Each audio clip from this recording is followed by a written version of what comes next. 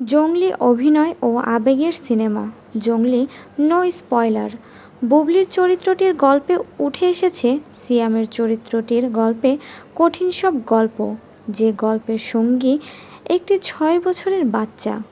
বারবার তাড়িয়ে দেওয়ার পরেও মেয়েটি জংলির গলার মালা হয়েই থাকবে, এটুকু গল্প হয়তো সকলেই জানে, কিন্তু এর মধ্যে বিশেষ কী আছে?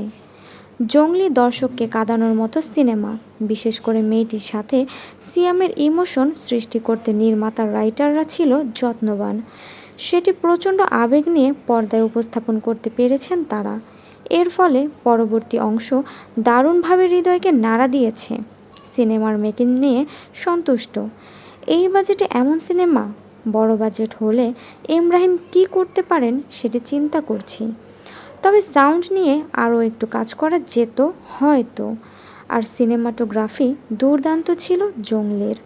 Star cineplex, SKS tower show house full গিয়েছে।